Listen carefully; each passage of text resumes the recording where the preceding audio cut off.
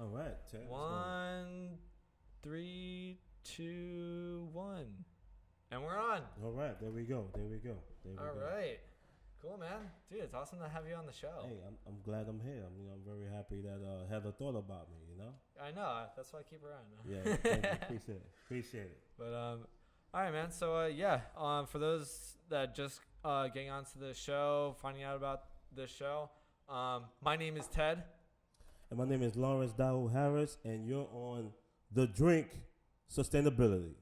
The drink, we're clicking to the environment. We're clicking to the environment. We're drinking to the environment. Dun dun dun. Nice, I love it. All right, man. So for those who have never heard of you before or anything, just give us a little bit of background about you. You know how you got into the whole sustainability movement. Yeah, and all that correct. stuff. My name is Lawrence D. Harris. A lot of people know me as Dao. In the green industry, they know me as Lawrence. The champ. That's what they normally call me, Lawrence the champ. The champ. Right? Yes, I work for Green City Force. I'm the director of the social enterprise field operations, and I've been working for Green City Force for about close to 10 years.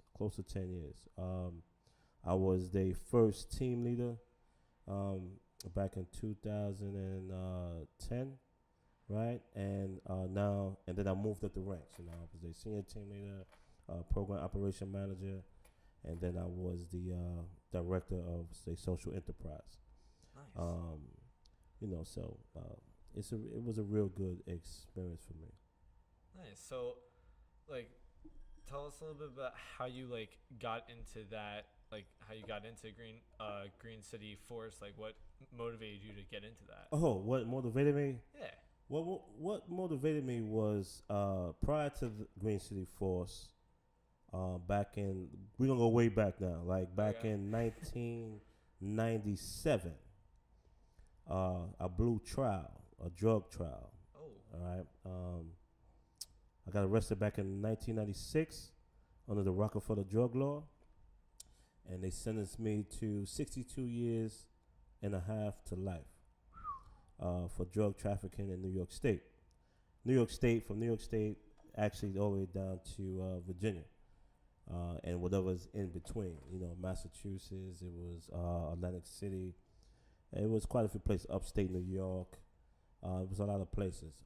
It wasn't a federal case, it was a New York State case, and New York State, they figured that they had me, so, I got sentenced to that amount of time, and my brother, he's like my brother, he was sentenced as well to 50 years to life under the Rockefeller drug law.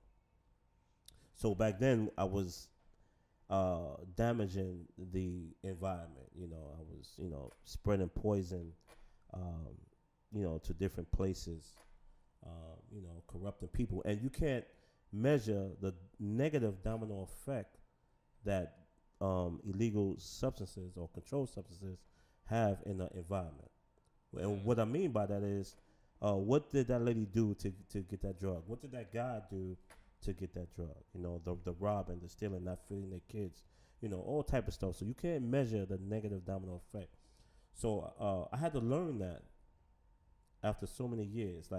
It took me about almost 13 and a half years to get home. And it took me that long to realize that what I did was, it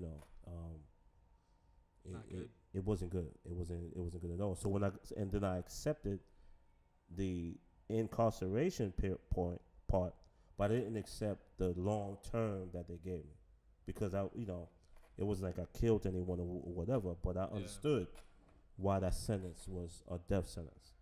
I really understood. So after going through the judicial system, 7 different max prisons in New York State, 6 different courts, trial court, appellate court, State Court of Appeals Court, Federal District Court, Federal Second Circuit. Oh, so you went through a whole entire. Yeah, I went through the whole entire journey thing, through right? courts. In between newly discovered evidence, all type of stuff, which is called 440s, They changed the Rockefeller drug law twice. All my lawyers was Ron Colby, Robert Ball, Dan Williams, all these big time lawyers. After going through all that garbage, my sentence was reduced to like 17 flat years. Oh wow, Right? that's a huge drop. Yeah, and that's a whole lot of money too. A whole lot of money that was involved in that too. And after going through all those, they was able to run some of the sentences concurrent.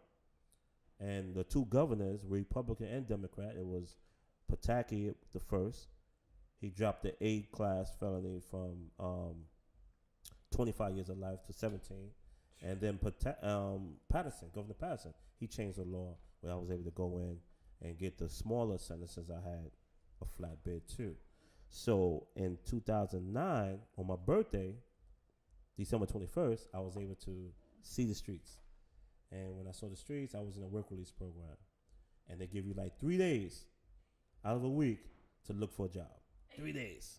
That's under the Rockefeller. Well, the Rockefeller Act? drug law, the reforms had got me to that point where Okay. I was able to petition. Because now I became like a lawyer now. You know, I was like nice.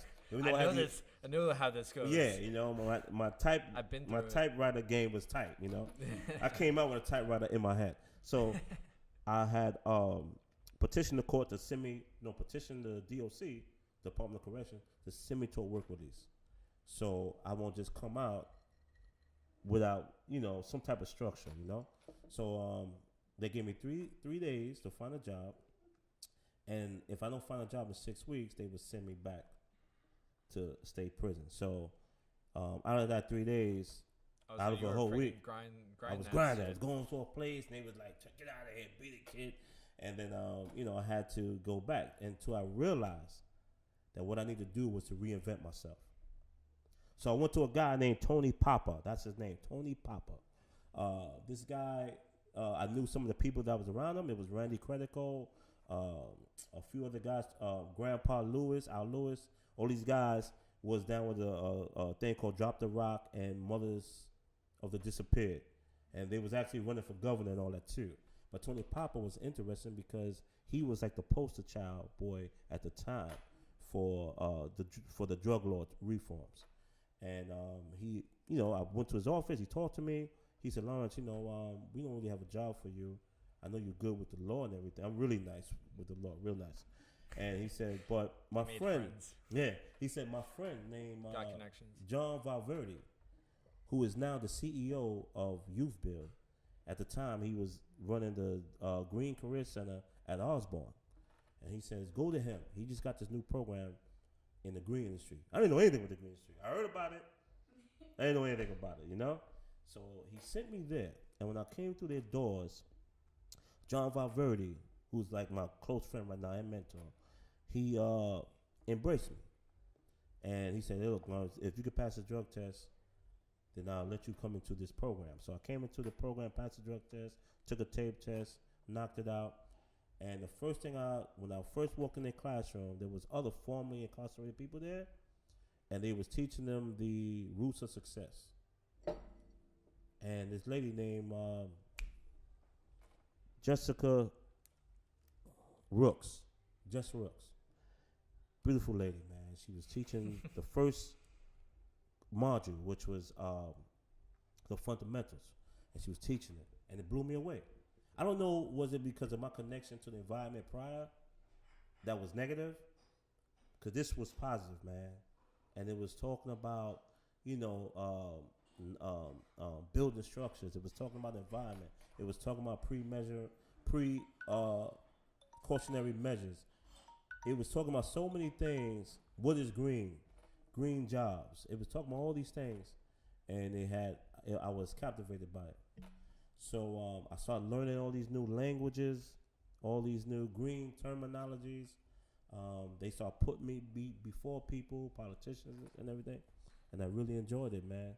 That was my first introduction to the green industry. Wow. And I was, but at the same time, I was returning back to prison at night. I would go from the training and returning back to prison at night, every night, going there. Wow. And that was my first introduction. And then I went and became an electrical tech, energy efficiency technician at a place called AEA in the Bronx. I took their course, passed their certification, and I started really stepping up my game. And What was like? Sorry to interrupt, but what was going through your head when you're in jail and everything Right. like that for the crime you did, and all of a sudden you're just like, you're in this more positive environment.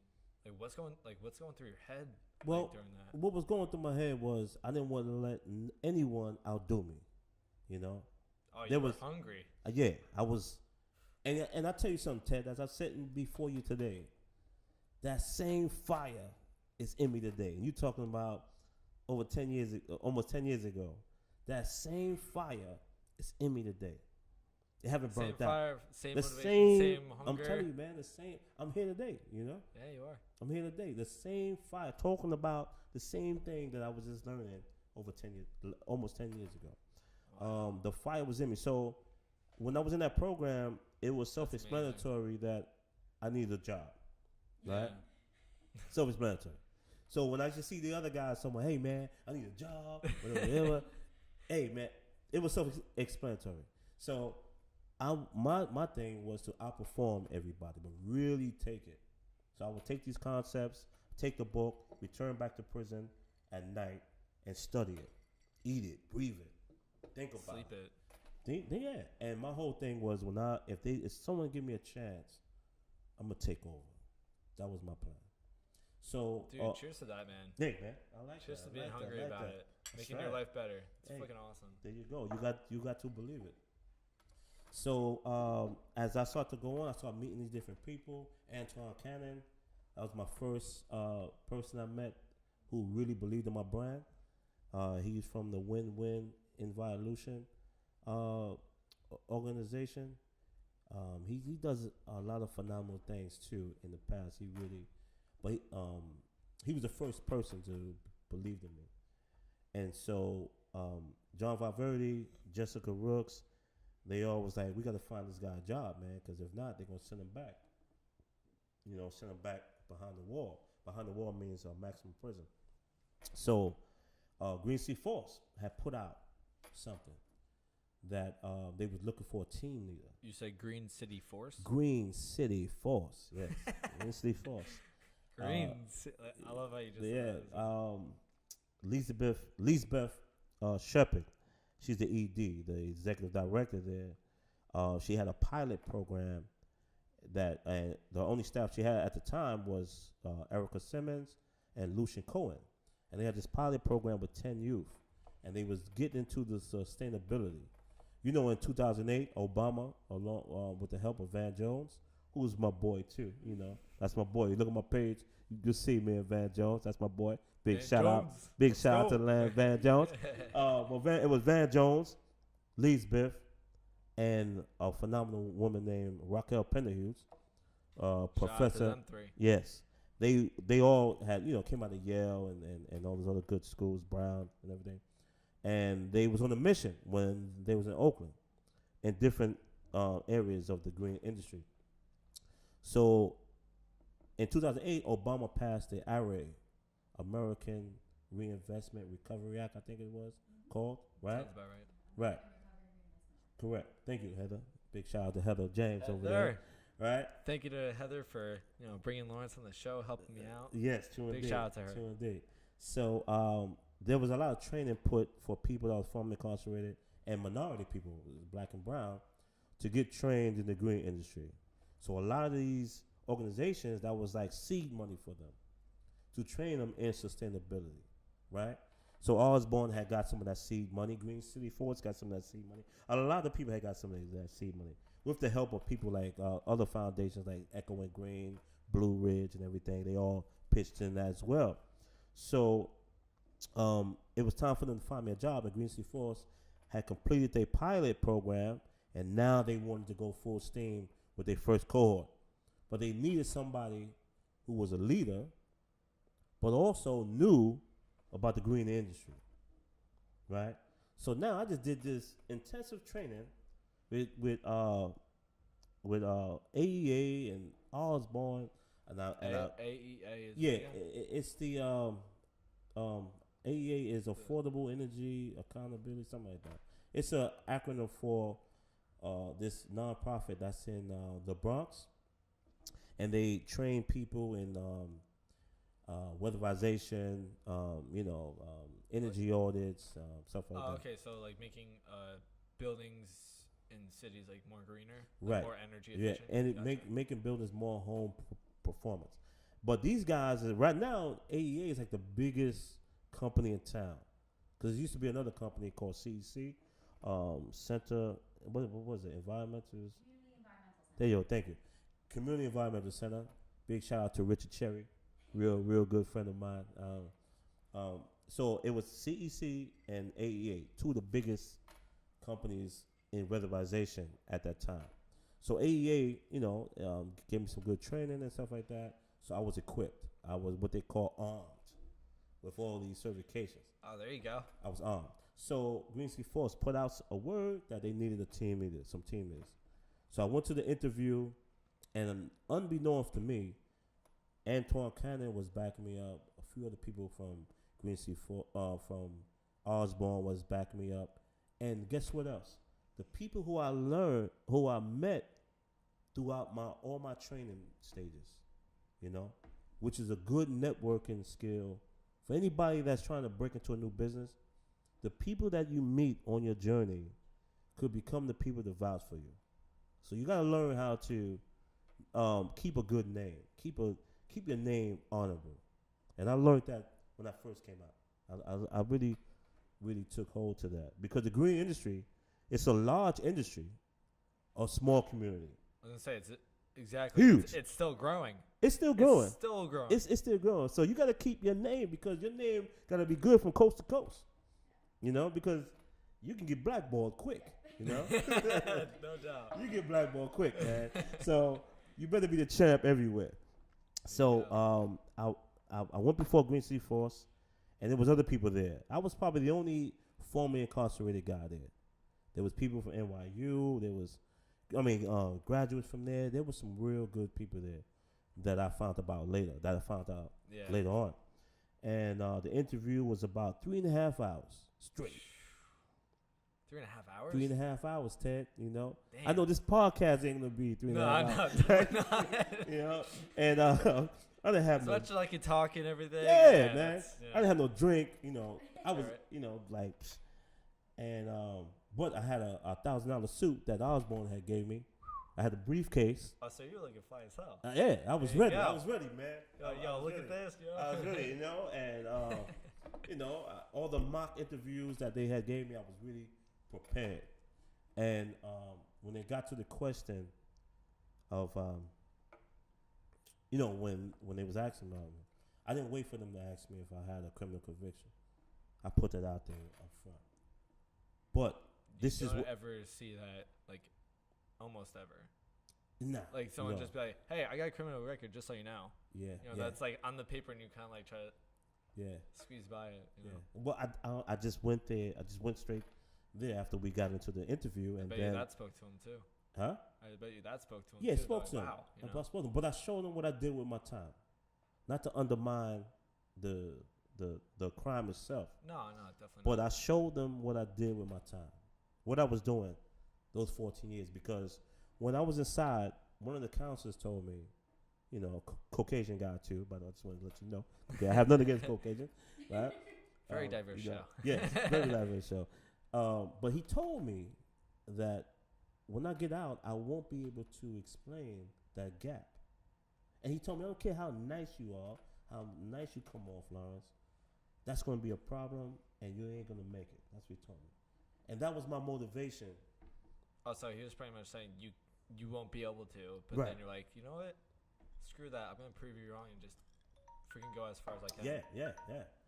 And so, when I told Green Sea Force about the criminal history, I also showed them what I did with my time. I also showed them what I did with my time throughout the years. What type of trainings I did, and I had the proof too, right? And I was showing them, And so, but Elizabeth Shepherd is sharp, man. She is sharp. Heather could attest to that. She's sharp. She's sharp. Is she sharp? Yeah. Yeah. Nice. She asked me a question that I wasn't prepared for. And the question was, when she saw, like you see the articles that I showed you, sent you and everything. She said to me, she said, Lawrence, I want to ask you something. I said, what? She said, when you was out in that life, was that success?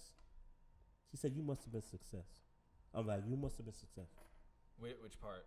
Which part was she asking for? She was asking about the life before the incarceration. Oh, yeah, okay. Like, what had got me to get 62 years. Yeah, okay. And she said that to me. And I looked at her. I wasn't prepared. No one ever told me I'm going to have to get a question like that. No one ever told me. And I looked at her, and my answer was genuine, man. And I said, well, Elizabeth, that wasn't success. It wasn't sustainable. It wasn't success. By the way, sustainability, I say this all the time, my favorite word right now.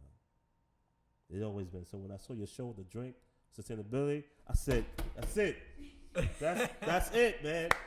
Dude, thank For you, real. man. I appreciate that. That's I'm awesome. serious, Thank man. you. I love that word because my life wasn't sustainable in the past, man. Everything that I thought I was building up was gone, taken away in such a short time, So when I came, You probably were trying to build that, and all of a sudden, seconds it was just it gone. was out of there, man. Out of there, It was out of there. Serious. Life changed quick. Did a whole 180. Yeah, and some of the people that I met on this journey, I said, damn, if I'd known you back then, bro. Some of the finance guys in Green City Force. I mean, I see some of the models they work. I was like, John Maffetano. Big shout out to John Maffetano. I was like, man, this is amazing how you put these models together. And, later on, you're going to find out why I'm the director of the social enterprise, which is another innovation that Green City Force put forth. But anyway, so when she asked me that question, I told Elizabeth that I didn't think that was success. It wasn't success. It was false success. What I perceived to be success, it was false success. And she, That's interesting to hear because when that question, like any kind of question like that, like, when someone's like, what do you define as success? Or, just like she asked you, like, what's that success for you? And some other people might be like, yeah, that was. I was making bank. I was making this, that. Then you're just like, no, it was the road to success. Mm-hmm. But then you find out that it was the wrong road to success, and now you're. Yeah, serious. Now we're sitting here and talking about your life, your journey. Definitely, and that's why I said sustainability is a deep word for me right now. Because it means, like the Westwood terminology, it means something that you maintain, a course or path or whatever it is that you steadily maintain it. You know what I'm saying? It's just like the IRA. Everything goes back to it. Like the IRA package. The media back then, when it came out, they was calling it a stimulus package. And that was false because stimulus package, we know, is when they put something in play and the economy going down like this, right? A stimulus package makes it goes up. Boop, goes right up. But the IRA wasn't a stimulus package. It was something that was designed to go steady. Because you training these people, you put money in there to train these people, and then over time, it's supposed to have, way it's supposed to have worked was to get these people to have a sustainable lifestyle. Because their training is something that can never be taken away, right? $88 billion is put into that, even though it dried up in 1 year, but $88 billion is put in to help these people that normally don't be in this type of field. Let's make it be clear. Solar panels back in the days, you wouldn't see it in the urban neighborhoods. No, definitely not. You would see it in upper class, like suburban areas. Family, certain income will actually get it. I think America today is more class divided. Yes. You know what I'm saying? Everybody's stuck on the race thing, but the first thing that comes to play is the 5 different classes in America. You know what I'm saying? You got the 1%, then you got the you got the upper Like middle high, class, like middle yeah, high class, exactly, middle class, lower working middle. class, entitlement, right? Yeah. You got these things broken down like that. So that's how America is right now. Oh, You know absolutely. what I'm saying? Because you got some people now, they are penetrating the 1%, even though that's like real Mickey Mouse, Bugs Bunny type money, right? But you got some people now up there. Then you have the upper class, doctors and celebrities and all that. But so when I got to after the interview, it was Elizabeth, Erica Simmons, Lucian Cohen. They interviewed me. I went to a tryout, and every day. Oh, can I just tell you this? Yeah, go for it. When I used to come out of the prison every day to look for a job, all the other guys would come out with jeans, boots, sneakers. I was coming out in a suit every day. Like I told my family. And you got the suit you said from Green City Well, Force? yeah, I got the suit. Some of the suits I got from Osborne. Okay. Like when you have these community-based organizations, people need to utilize them because a lot of resources is poured in these communities, and people don't utilize the resources. But they always have their hand out, right? Oh, you owe me this, you owe me that. But you gotta put in the work, man. You know what I'm saying? You gotta put in the work. And so what I used to do was I go and get the suits from them, and I tell my family, look, just give me shirts and ties, man. Shirts and ties and shoes, because I can't get no free shoes from these places, because they ain't gonna work. But so every day I'll come out to prison, I will have to get my phone from the from the grocery store, because I can't go into prison with the payphone, right? So I had to pay the store guy to hold my phone, and I will come out suit and tie, looking for a job.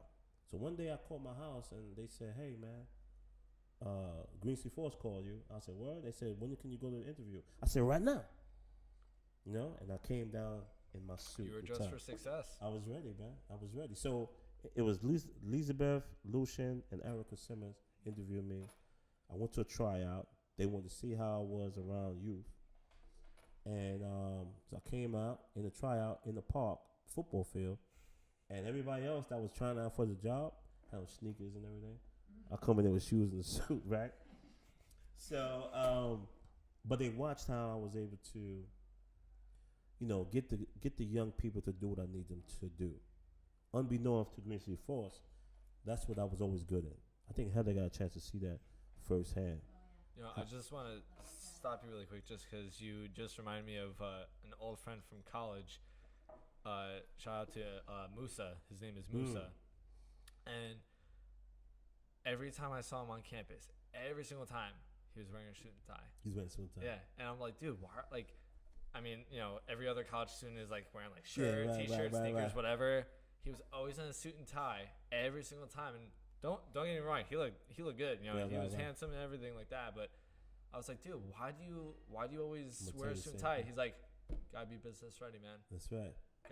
Gotta be ready for whatever. I'm like, wow, that's very true.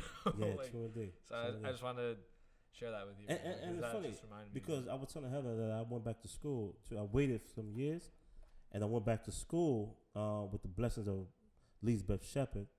Because I realized that like you can make a lot of money in the green industry, hands down. Oh yeah, you can. You can make a whole lot of money. Granted, everything is a lot of the ways to become energy efficient is still in the baby stage, lack of a better word, but it's gonna be the next the next big thing. Well, it's not green if you're not making money, because sure. There's three ponds. What is it? Ponds to that, right? I think ponds. That's it, right? Ponds. One is that it got to be good for the environment, right? In order for something to be green, it got to be good for the environment, good for the people that live in the environment, and it got to be good for the economy. Oh, you got to put money I definitely agree in your that. Pockets. Yeah. So either through savings or through a job. So if someone is saying, "Oh, I got a green job," or I'm going green, or whatever. If it don't cover those three things, those three elements, it's not green. Let's just make that straight. It's not just about we saving trees, we planting trees, we tree huggers. It's about what I just tell you. If it's good for the environment, the planet, and it's good for the people that live on the planet, and it's good for the economy, putting money in your pockets, that's green, man. Bro, that's literally good. the definition of There you go. sustainability. There you right go, there. champ. Literally the definition. There you go, champ. Socially, economically, and for the environment. That's There you go. literally sustainability. There you go.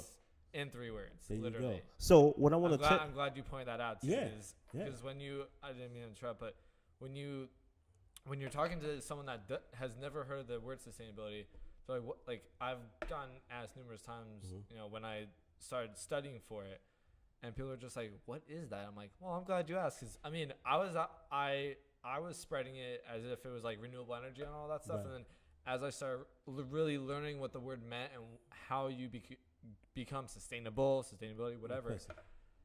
It's really those 3 things put in one, and I believe that with a lot of people that hear that, they automatically think of tree huggers or you know, just well, now I can't flush my toilet as much as I usually do, or I don't use the shower enough, whatever. I'm just happy that you emphasize that, because I just want everyone to really understand that. That's right. Just so that they get more of an understanding of it. You know, the whole thing about sustainability is that you got to be educated on it. You got to do your research, just like you said. Like, if you want to know something or you want to do something, you got to put in the effort to do it. That's right. You got to eat it, breathe it, talk it, wear it. Thanks for watching the show, The Drink Sustainability. Warning, as you watch the show, be sure to clink at your own risk. Drinks may not appear the way that they seem.